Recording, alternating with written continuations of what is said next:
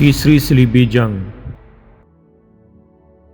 صلاح الدین ایوبی کے ہاتھوں بیت المقدس کی فتح کے بعد اسے بازیاب کرانے کی یورپی کوشش تھی، جس میں یورپ کے مسیحیوں کو ناکامی ہوئی۔ یہ جنگ، جسے بادشاہوں کی صلیبی جنگ بھی کہا جاتا ہے، 1189 سے 1192 عیسوی تک جاری رہی، کیونکہ اس میں مسیحی لشکر کی قیادت یورپ کے 3 طاقتور ترین بادشاہوں، انگلستان کے رچرڈ لائن ہارٹ، فرانس کے فلپ آگسٹس اور جرمنی کے فریڈرک باربروسا کر رہے تھے۔ اس جنگ میں فتح کے ذریعے صلاح الدین ایوبی نے ثابت کر دیا کہ وہ دنیا کا طاقتور ترین حکمران ہے۔ تو آئیے اس صلیبی جنگ کو شروع کرنے والے عوامل و حالات، اسباب و واقعات اور حقائق و نتائج کا تفصیلی احاطہ کرتے ہیں۔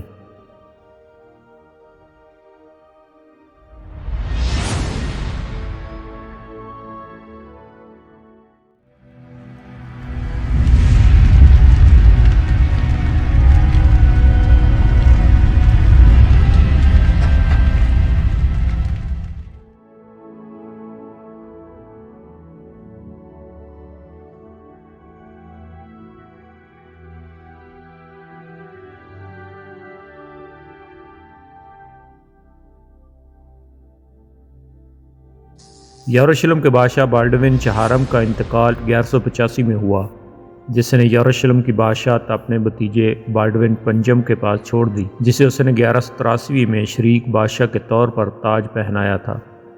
اگلے سال بالڈوین پنجم اپنی 9ویں سالگرہ سے پہلے مر گیا، اور اس کی ماں سائبیلا، بالڈوین چہارم کی بہن، نے خود کو ملکہ اور اس کے شوہر گائی آف لوسیگنن کو بادشاہ کا تاج پہنایا۔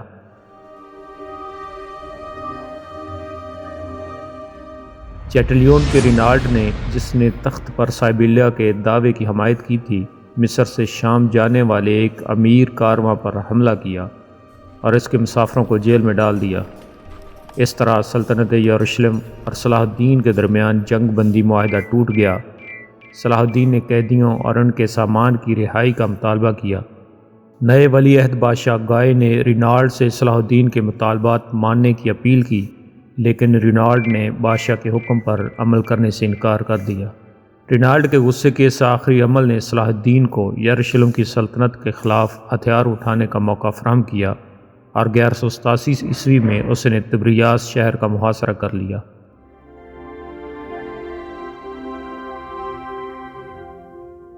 ریمنڈ نے صبر کا مشورہ دیا، لیکن گائے نے رینالڈ کے مشورے پر عمل کرتے ہوئے اپنی فوج کو تبریاس کے باہر ہارنز آف ہائٹن میں لا کھڑا کیا۔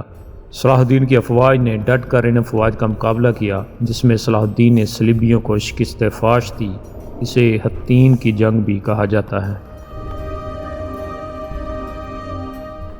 اس جنگ میں قیدی بن جانے والے گائے اور رینالڈ کو صلاح الدین کے خیمے میں لایا گیا، جہاں گائے کو اس کی شدید پیاس کی وجہ سے پانی کا ایک پیالہ پیش کیا گیا۔ گائے نے ایک گھونٹ پیا اور پھر پیالہ رینالڈ کو دے دیا۔ جب رینالڈ نے گائے کے ہاتھ سے مشروب قبول کیا تو صلاح الدین نے اپنے مترجم سے کہا، بادشاہ سے کہو یہ تم ہی ہو جس نے اسے پینے کے لیے یہ دیا ہے۔ رسم کے مطابق اگر میزبان کی طرف سے کسی کو ذاتی طور پر مشروب پیش کیا جاتا تو اس کی جان محفوظ رہتی تھی۔ اس کے بعد صلاح الدین نے ماضی کی دھوکہ دہی کی وجہ سے رینالڈ کا سر قلم کر دیا۔ صلاح الدین نے گائے کے ساتھ روایت کا احترام کیا اور اسے دمشق بھیج دیا، اور آخرکار اسے اپنے لوگوں سے تاوان لینے کی اجازت دی۔ 1187 عیسوی کے آخر میں صلاح الدین نے ایکر یا عکا اور یروشلم یعنی بیت المقدس کو صلیبیوں سے واگزار کروا لیا۔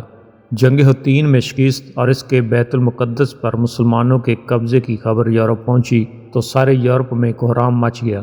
پوپ اربن سوم کے بارے میں کہا جاتا ہے کہ وہ حطین کی جنگ کی خبر سن کر اکتوبر 1187 کو انتقال کر گئے۔ نئے پوپ گریگوری ہشتم نے 29 اکتوبر 1187 عیسوی کو بل ایڈیٹا ٹریمینڈی میں یروشلم پر قبضے کو پورے یورپ میں عیسائیوں کے گناہوں کی سزا کے طور پر تعبیر کیا۔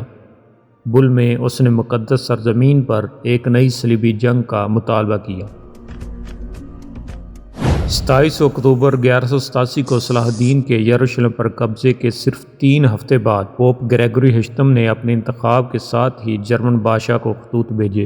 23 نومبر کے قریب فریڈرک کو خطوط موصول ہوئے، جس میں اسے مشرق میں صلیبی ریاستوں کی مدد کرنے پر زور دیا گیا تھا۔ 11 نومبر تک کارڈینل ہنری آف مارسی کو جرمنی میں صلیبی جنگ کی تبلیغ کے لیے مقرر کیا گیا تھا۔ تقریباً 500 نائٹس نے اسٹراسبرگ میں کراس پر قسم اٹھائی۔ فریڈرک نے 27 مارچ 1188 کو صلیبی حلف لینے کے بعد پوپ کی ہدایات کے مطابق کافروں کے خلاف عام مہم کا اعلان کیا۔ اس نے تیاری کی مدت 17 اپریل 1188 سے 8 اپریل 1189 تک مقرر کی اور 23 اپریل 1189 کو ریگنسبرگ میں فوج کے جمع ہونے کا شیڈول بنایا۔ فریڈرک باربروسا کی صلیبی جنگ اب تک کی سب سے زیادہ احتیاط سے منصوبہ بند اور منظم جنگ تھی۔ فریڈرک جب روانہ ہوا تو اس کی عمر 66 برس تھی۔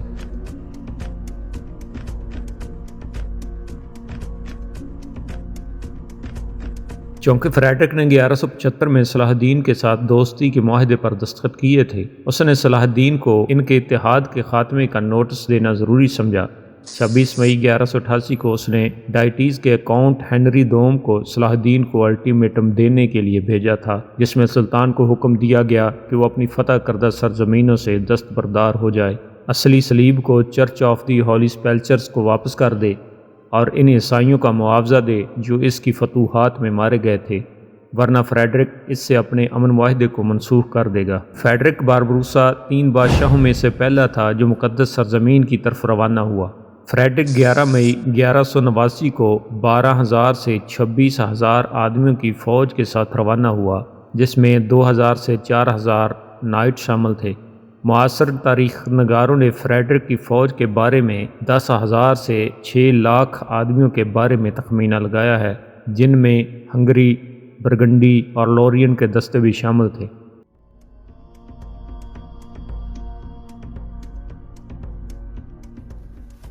نیش کو چھوڑنے سے پہلے فریڈرک نے فوج کو دوبارہ منظم کیا، اسے 4 حصوں میں تقسیم کیا۔ سویابیوں اور باویرین کے ہراول دستے کو ڈیوک آف سوابیا کی کمان میں رکھا گیا تھا۔ دوسری تقسیم ہنگری اور بوہیمیا کے دستوں پر مشتمل تھی، جن کے الگ الگ کمانڈر تھے۔ تیسرا ڈیوک آف میرانیا کی کمان میں تھا، جس کی مدد پاساؤ کے بشپ ڈیپولڈ نے کی۔ چوتھا فریڈرک کی ذاتی کمانڈ کے تحت تھا اور ناساؤ کے روپرٹ کو اپنی غیر حاضری میں ان کا کمانڈر نامزد کیا گیا۔ صلیبی 30 جولائی کو نیش سے نکلے اور 13 اگست کو صوفیا پہنچے۔ اگلے دن صلیبیوں نے صوفیا کو چھوڑ دیا اور بریکسی کے پیٹر کے ماتحت لورینز آخر کار مرکزی فوج کے ساتھ شامل ہو گئے۔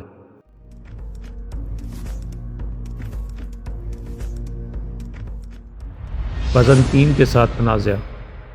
تیسری صلیبی جنگ کے دوران جرمنی کے فریڈرک باربروسا اور بازنطینی سلطنت کے درمیان فوجی تنازعات پیش آئے، جن کی تفصیلات کچھ یوں ہیں۔ فریڈرک کی فوج بازنطینی علاقے سے گزری اور بازنطینی شہنشاہ آئزک دوم اینجلس نے ان کو سامان اور مدد فراہم کرنے سے انکار کر دیا۔ فریڈرک نے جواب میں فلیپوپولس شہر کا محاصرہ کر لیا، جو جدید دور کا کاپلوڈیو بلغاریہ میں واقع ہے، اور آخر کار اس شہر پر قبضہ کر لیا۔ فریڈرک کی فوج نے آس پاس کے علاقے کو خوب لوٹا۔ اس کے بعد فریڈرک کی فوج نے ایڈریانوپل کی طرف کوچ کیا، جو جدید ترکی کا ایڈرن شہر ہے۔ بازنطینی فوج نے، جس کی قیادت آئزک دوم نے کی، نے فریڈرک کی پیش قدمی کو روکنے کی کوشش کی، تاہم بازنطینیوں کو شکست ہوئی اور ایڈریانوپل بھی فریڈرک کی فوج کے کنٹرول میں آ گیا۔ اب فریڈرک کی فوج بازنطینی سلطنت کے دارالحکومت قسطنطنیہ کی طرف پیش قدمی کرنے لگی، تاہم بازنطینیوں نے محاصرے کے خوف سے فریڈرک کے ساتھ ایک معاہدہ کر کے اس کی فوج کو قسطنطنیہ پر حملہ نہ کرنے کے وعدے کے بدلے بازنطینی علاقے سے گزرنے کی اجازت دی۔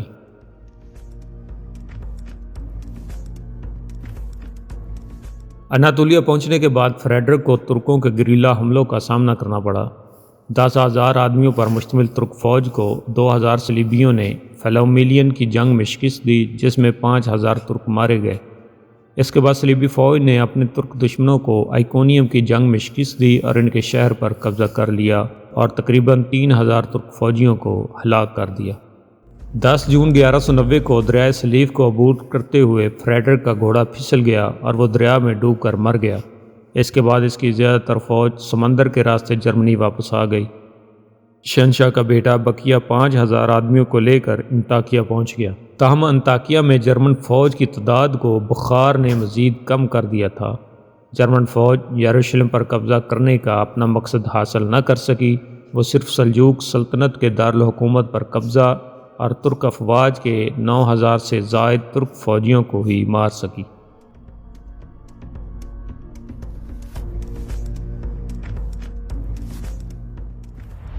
1189 کے موسم بہار اور خزاں کے درمیان یورپ کے دو اہم ترین بادشاہ سمندری راستے سے اپنی بحری افواج کے ساتھ روانہ ہوئے۔ یہ تھے انگلستان کے ہنری دوم اور فرانس کے فلپ دوم۔ پہلے بحری بیڑے میں انگلینڈ، ڈنمارک، فریشیا، فلینڈرز، ہالینڈ اور رائڈ لینڈ کے تقریباً 10,000 آدمی اور 50 سے 60 جہاز شامل تھے، جس نے لزبن میں رکنے کے بعد المواحدون کے شہر الور کو فتح کر کے المواحد محافظوں کا قتل عام کیا۔ یہ 1 ستمبر 1189 کو عکا میں پہنچے۔ رچرڈ اور فلپ کی صلیبی جنگ۔ انگلستان کے ہنری دوم اور فرانس کے فلپ دوم نے جنوری 1188 میں گیسورس میں ایک میٹنگ میں ایک دوسرے کے ساتھ اپنی جنگ ختم کی اور پھر دونوں نے ہولی کراس لیا۔ دونوں نے اس منصوبے کی مالی اعانت کے لیے اپنے شہریوں پر صلاح الدین ٹیکس عائد کیا، جو کہ 10% تھا۔ انگلینڈ کے ہنری دوم کا انتقال 6 جولائی 1189 کو ہوا تو رچرڈ اس کا جانشین بنا، جس نے فوری طور پر صلیبی جنگ کے لیے چندہ جمع کرنا شروع کر دیا۔ آخرکار اپریل 1190 میں رچرڈ کا بحری بیڑا روانہ ہوا۔ اس بحری بیڑے کے کچھ حصوں نے پرتگالی بادشاہ کو سنتاریم اور ٹورس نواز کے خلاف المواحد جوابی حملے کو شکست دینے میں مدد کی، جبکہ ایک اور گروپ نے کرسچین لزبن میں اس وقت تک توڑ پھوڑ کی جب تک کہ اس کے رہنماؤں کو پرتگالی بادشاہ کے ہاتھوں گرفتار نہ کر لیا گیا۔ اب رچرڈ اور فلپ دوم نے فرانس میں ویزلے میں ملاقات کی اور 4 جولائی 1190 کو ایک ساتھ لیون کے لیے روانہ ہوئے، جہاں وہ سسلی میں ملنے پر رضامند ہونے کے بعد الگ ہو گئے۔ میسینا شہر پر قبضے کے بعد رچرڈ اور فلپ رچرڈ کی شادی کے معاملے پر آپس میں دست و گریباں ہو گئے، کیونکہ رچرڈ نے فلپ کی سوتیلی بہن ایلس سے اپنی دیرینہ منگنی کو توڑتے ہوئے ناروے کے بیرنگیا سے شادی کرنے کا فیصلہ کیا تھا۔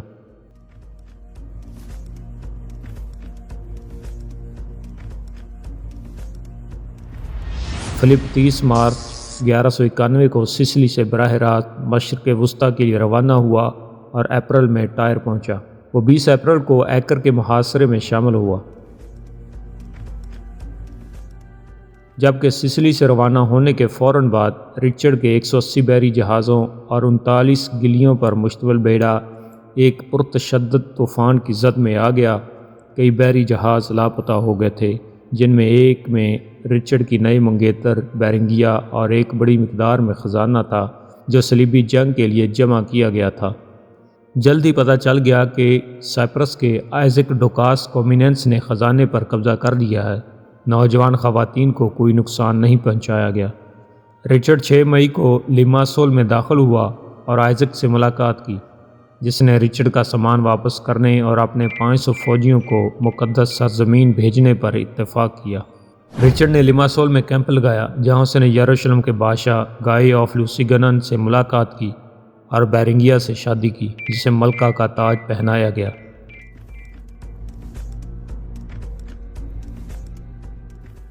وہاں آئزک نے مہمان نوازی کا حلف توڑا اور رچرڈ کو جزیرہ چھوڑنے کے احکامات جاری کر دیے۔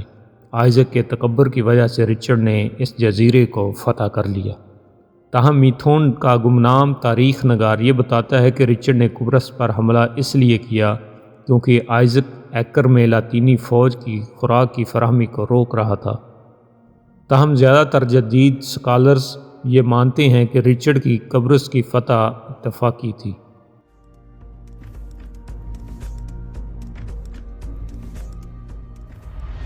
ایکر کا محاصرہ۔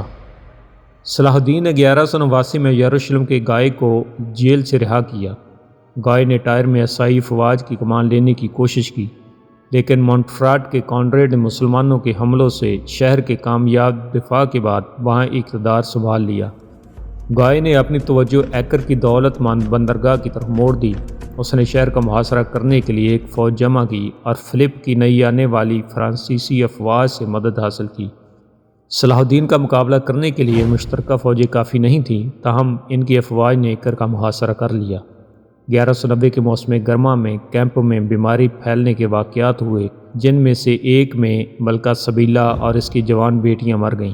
اس کا لڑکا، جو اگرچہ صرف شادی کے حق سے بادشاہ تھا، اس نے اپنا تاج برقرار رکھنے کی کوشش کی، حالانکہ صحیح وارث سبیلہ کی سوتیلی بہن ایزابیلا تھی۔ ٹورن کے ہمفری چہارم سے عجلت میں طے شدہ طلاق کے بعد ایزابیلا کی شادی مونٹفراٹ کے کانراڈ سے ہوئی، جس نے اپنے نام پر بادشاہی کا دعویٰ کیا۔ 1190-91 کے موسم سرما کے دوران پیچش اور بخار کی وبائیں مزید پھیلنے لگیں، جس نے سوابیا کے فیڈرک، یروشلم کے پیٹریارک ہیراکلیس اور بلوس کے تھیوبالڈ پنجم کی جانیں لے لیں۔ جب 1191 کے موسم بہار میں جہاز رانی کا موسم دوبارہ شروع ہوا تو آسٹریا کے لیوپولڈ پنجم پہنچے اور سامراجی افواج کی باقی بچی کھچی فوج کی کمان سنبھال لی۔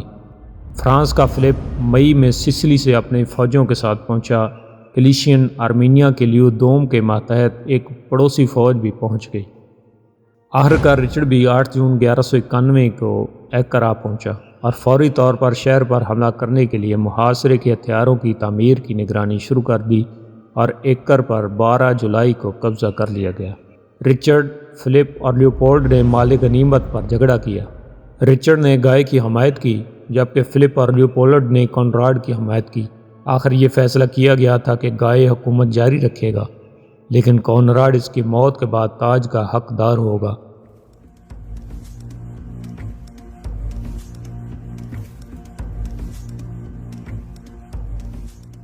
رچرڈ سے مایوس ہو کر فلپ اور لیوپولڈ نے اپنی فوجیں لے کر اگست میں مقدس سرزمین کو چھوڑ دیا۔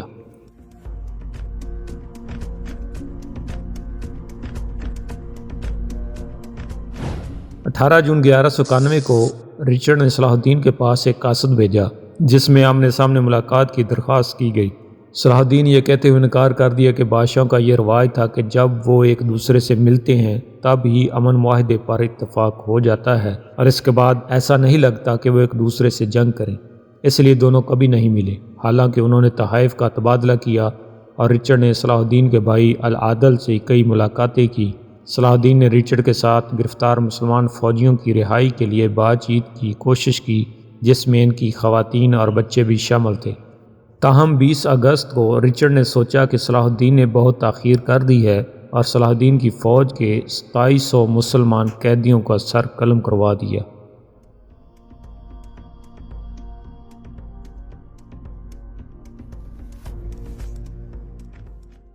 صلاح الدین نے جواب میں ان تمام عیسائی قیدیوں کو قتل کر دیا جنہیں اس نے پکڑا تھا۔ ایکر کے زوال کے بعد صلیبیوں نے گیلیل کے کچھ اندرونی حصوں پر دوبارہ قبضہ کر لیا، جس میں میلیا اور بائنا شامل تھے۔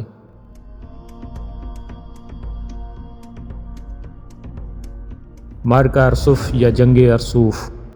ایکر پر قبضہ کرنے کے بعد رچرڈ نے جافا شہر کی طرف مارچ کرنے کا فیصلہ کیا۔ یروشلم پر حملے کی کوشش کرنے سے پہلے جافا کا کنٹرول ضروری تھا۔ تاہم 7 اگست 1191 کو صلاح الدین نے رچرڈ کی فوج پر جافا سے 30 میل شمال میں ارسوف کے مقام پر حملہ کیا۔ صلاح الدین نے رچرڈ کی فوج کو ہراساں کرنے کی کوشش کی تاکہ اس کی تشکیل کو توڑا جا سکے، تاہم رچرڈ نے اپنی فوج کی دفاعی تشکیل کو برقرار رکھا۔ ہاسپٹلرز نے صلاح الدین کی افواج کے دائیں بازو پر حملہ کیا، جبکہ رچرڈ نے ایک عام حملے کا حکم دیا جس سے رچرڈ یہ جنگ جیت گیا۔ ارسوف ایک اہم فتح تھی۔ مسلمانوں کی فوج نے 7000 آدمیوں کو کھونے کے باوجود حوصلے نہیں ہارے، لیکن ارسوف نے ایک ناقابل تسخیر جنگجو کے طور پر صلاح الدین کی ساکھ کو نقصان پہنچایا تھا اور رچرڈ کی سپاہی کے طور پر جرأت اور ایک کمانڈر کے طور پر اس کی مہارت کو ثابت کیا تھا۔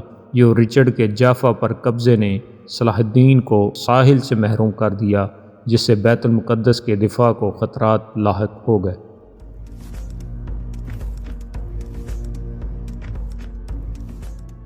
یروشلم اور مذاکرات پر پیش رفت۔ ارسوف میں اپنی فتح کے بعد رچرڈ نے جافا لے لیا اور وہاں اپنا نیا ہیڈ کوارٹر قائم کیا۔ اس نے صلاح الدین کے ساتھ بات چیت شروع کرنے کی پیشکش کی، جس نے اپنے بھائی العادل، جسے صفادین کہا جاتا ہے، کو رچرڈ سے ملنے کے لیے بھیجا تھا۔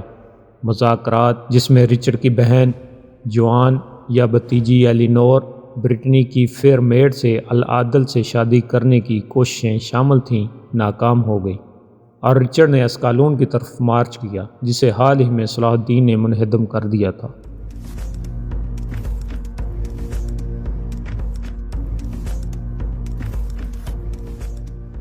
نومبر 1191 میں صلیبی فوج نے اندرون ملک یروشلم کی طرف پیش قدمی کی۔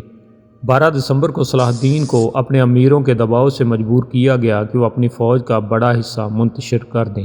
یہ دیکھ کر رچرڈ نے اپنی فوج کو آگے بڑھایا، کرسمس لیٹن میں گزارا۔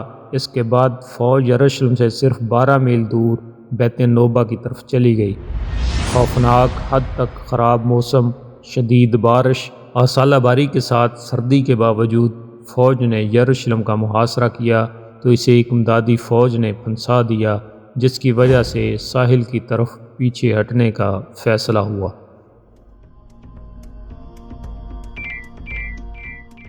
رچرڈ نے کونراڈ سے مہم میں اس کے ساتھ شامل ہونے کا مطالبہ کیا، لیکن اس نے کنگ گوئے کے ساتھ رچرڈ کے اتحاد کا حوالہ دیتے ہوئے انکار کر دیا۔ وہ بھی رچرڈ کی طرف سے گائے کے لیے ٹائر کو چھیننے کی کسی بھی کوشش کے خلاف دفاع کے طور پر صلاح الدین سے بات چیت کر رہا تھا۔ تاہم اپریل میں رچرڈ کو بادشاہی کے امراء کے انتخاب کے بعد کونریڈ کو یروشلم کا بادشاہ تسلیم کرنے پر مجبور کیا گیا۔ لڑکے کو بالکل بھی ووٹ نہیں ملے تھے۔ رچرڈ نے معاوضے کے طور پر اسے قبرص بیچ دیا۔ اس سے پہلے کہ اس کی تاج پوشی ہو سکے، کونریڈ کو ٹائر کی گلیوں میں 2 قاتلوں نے چاقو کے وار کر کے ہلاک کر دیا۔ 8 دن بعد شیمپین کے رچرڈ کے بھتیجے ہنری دوم نے ملکہ ایزابیلا سے شادی کی، جو کونراڈ کے بچے سے حاملہ تھی۔ یہ کبھی شبہ تھا کہ بادشاہ کے قاتلوں نے رچرڈ کی ہدایت پر عمل کیا تھا۔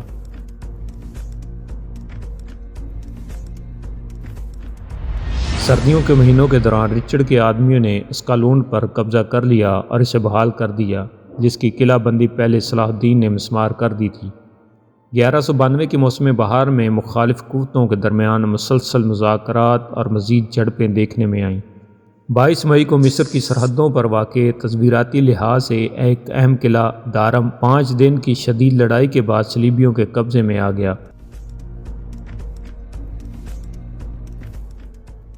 صلیبی فوج نے یروشلم پر ایک اور پیش قدمی کی، جس کو پسبا کر دیا گیا۔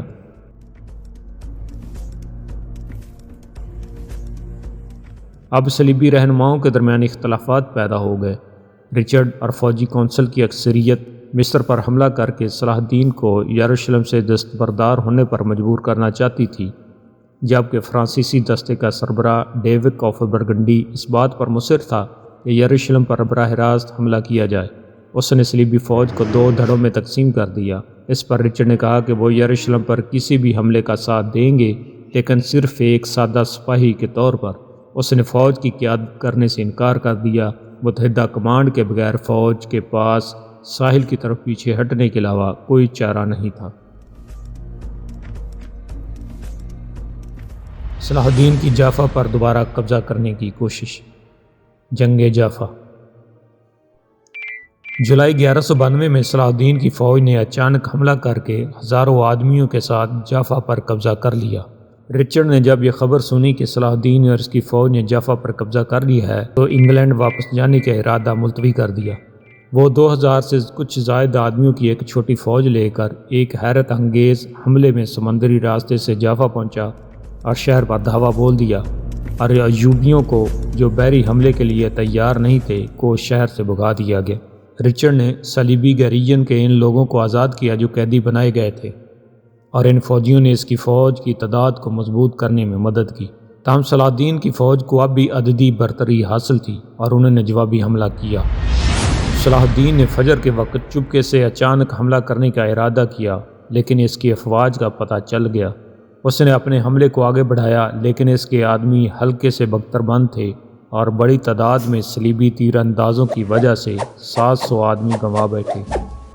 جافا پر دوبارہ قبضہ کرنے کی جنگ صلاح الدین کی مکمل ناکامی پر ختم ہوئی، جسے پسپائی پر مجبور ہونا پڑا۔ اس جنگ نے ساحلی صلیبی ریاستوں کی پوزیشن کو بہت مضبوط کیا۔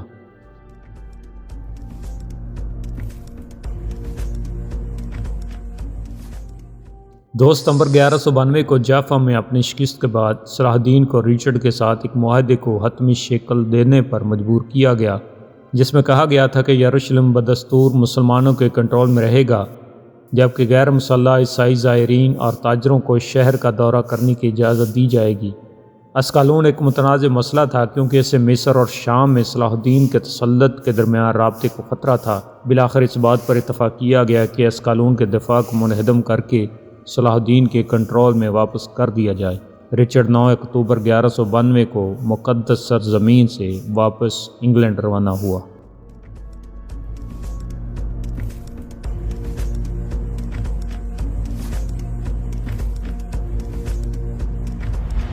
معاہدہ جافا۔